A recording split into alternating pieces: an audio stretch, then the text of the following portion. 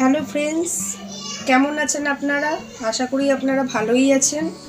আজকে আমি তনুশ্রী আমার রান্নাঘরে একটা রেসিপি নিয়ে এসেছি নিরামিষ দিনে, নিরামিষ পনির মশলা।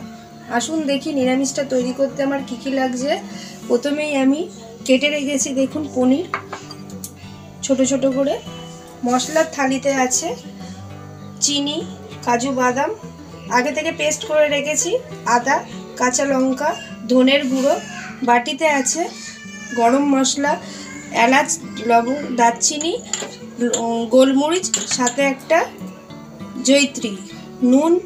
বাটিতে আছে টমেটো আগে থেকে আমি পেস্ট করে রেখেছি, হলুদ, লঙ্কার গুঁড়ো।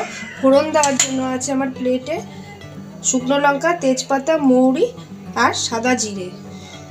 সাথে আছে আজকে আমি ফ্রেন্ডস এই রেসিপিটা তৈরি করতে সরষের তেল ব্যবহার করব না, সাদা তেল, তাই সাদা তেল রেখেছি। আর সাথে আছে দুধ। গ্যাস অন করে আমি কড়াই বসিয়ে দিয়েছি, খালি কড়াইয়ের মধ্যে প্রথমে ফ্রেন্ডস আমি মশলাটা একটু ভেজে নেব। গোলমরিচ, এলাচ, দারচিনি আর একটা জয়িত্রী একটু নাড়াচাড়া দিয়ে আগে ভেজে নেব। এটাকে কিছুক্ষণ ধরে নাড়াচাড়া দিয়ে মশলাটা ভাজা হয়ে গেছে ফ্রেন্ডস। এবার আমি এটাকে নামিয়ে নেব। কড়াই আমি ফের বসিয়ে দিয়েছি ফ্রেন্ডস। এবার আমি কড়াইতে প্রথমে তেল দিয়ে নেব। তেলটা গরম হওয়ার জন্য একটু সময় দেব। তেল গরম হয়ে গেছে, এবার আমি কাজুগুলোকে তেলের মধ্যে দিয়ে দেবো, দিয়ে নাড়াচাড়া দিয়ে একটু ভেজে নেব। ভাজা হয়ে গেছে লাল লাল করে পনিরগুলো। এবার আমি এগুলোকে তুলে নেব। ভাজা কাজু মিক্সির বলে দিয়ে নিলাম। আর আগে থেকে সব গরম মশলা আমি ভেজে রেখেছিলাম খালি কড়াইয়ের মধ্যে, লং, এলাচ, দারচিনি, তার সাথে জয়িত্রী, গোলমরিচ সব একটা বানিয়ে নেবো, মশলা বানিয়ে নেব। কিন্তু এই মশলাটা করার সময় ফ্রেন্ডস আমি কোনো জল দেব না, এটা মনে রাখবেন। জল দিয়ে এটা করা যাবে না, এটা শুধুই করব কাজু ভাজা তেলের মধ্যে ফ্রেন্ডস। এবার আমি আগে থেকে কাটা পনিরগুলো দিয়ে দেবো।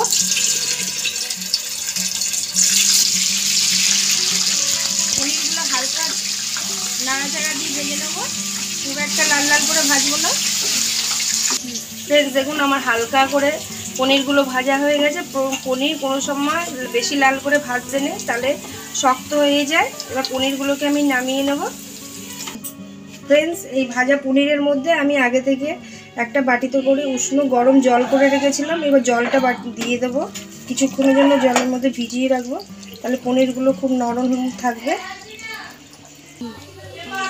গরম তেলের মধ্যে ফ্রেন্ডস এবার আমি ফোড়ন দিয়ে নেবো এক এক করে সব। দুটো তেজপাতা, একটা শুকনো লঙ্কা,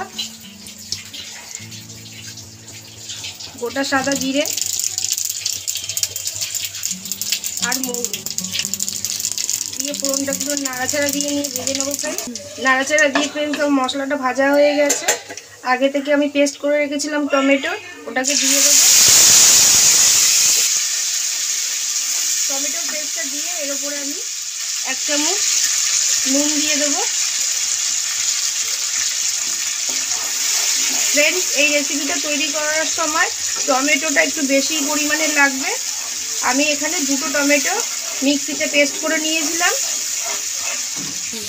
নাড়াচাড়া দিয়ে টমেটোটা ভাজা হয়ে গেছে ফ্রেন্ডস। টমেটোটা কি করে বুঝবো আমি যে ভাজা হয়েছে? দেখুন টমেটোটা সাদা সাদা আর দলা দলা হয়ে গেছে, তার মধ্যে মানেই টমেটো ভাজা হয়ে গেছে। আর কাঁচা গন্ধটাও টমেটো থেকে ভাজার হয়ে গেছে, চলে গেছে। আগে থেকে আমি পেস্ট করে রেখেছিলাম লঙ্কা, কাঁচা লঙ্কা আর আদা বাটা, এটাকেও দিয়ে দেবো টমেটোর মধ্যে। দিয়ে আবার কিছুক্ষণ নাড়াচাড়া দিয়ে নেবো। বেশ কিছুক্ষণ নাড়াচাড়া দিয়ে ফ্রেন্ডস আমার লঙ্কা আর আদা বাটাটাও হয়ে গেছে ভাজা। এবার আমি এক এক করে ওর উপরে মশলা দিয়ে দেবো। ধনের গুঁড়ো,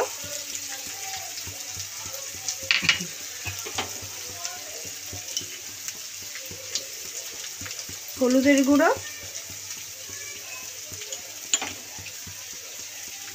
লঙ্কার গুঁড়ো কাশ্মীরি দিয়ে আবার বেশ কিছুক্ষণ ধরে নাড়াচাড়া দেবো। 5 মিনিটের মতন মশলাটাকে ভালো করে নাড়াচাড়া দিয়ে কষিয়ে নিয়েছি। দেখুন ফ্রেন্ডস মশলা দিয়ে তেল বেরিয়ে এসছে, তার মানে মশলাটা কষা ভালো মতন হয়ে গেছে। এবার আমি আগে থেকে একটা মিক্সিতে মশলা করে রেখেছিলাম ফ্রেন্ডস। আপনাদের বলেছি সবসময় মনে রাখবেন এই মশলাটা করার জন্য কিন্তু জল ব্যবহার করবেন না। আমি এই মশলাটাকে এবার ওর উপর দিয়ে দেবো, দিয়ে আবার কিছুক্ষণ নাড়াচাড়া দিয়ে নেব। মশলাটা দিয়েও আমার ভালো করে তেল বেরিয়ে গেছে, মশলাটা কষানো হয়ে গেছে। এবার আমি একটু মশলা দেওয়া জলটা দিয়ে দেবো, দিয়ে আবার কিছুক্ষণ নাড়াচাড়া দিয়ে নেব। কিছুক্ষণ নাড়িয়ে নিয়েছি মশলা কষাটা। এবার আমি চিনি দিয়ে দেবো।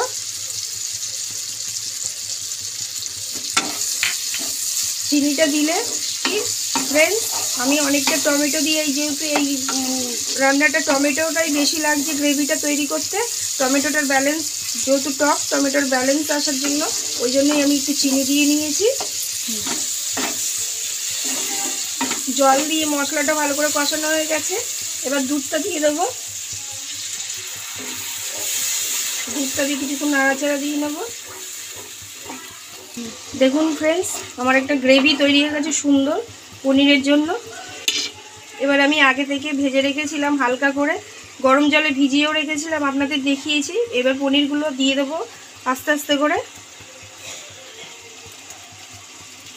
দিয়ে কিছুক্ষণের জন্য একটুখানি সময় দেবো এটা ফোটার জন্য। স্বাদ মতন আর একটু নুন ওপর দিয়ে ছড়িয়ে দিলাম। দেখুন ফ্রেন্ডস, আমার মশলা পনির তৈরি হয়ে গেছে, খুব সুন্দর একটা কালার বেরিয়েছে, ওপর দিয়ে তেল ভাসছে, পনিরটা তৈরি হয়ে গেছে। এবার আমি নামানোর আগে একটুখানি ঘি দিয়ে দেবো।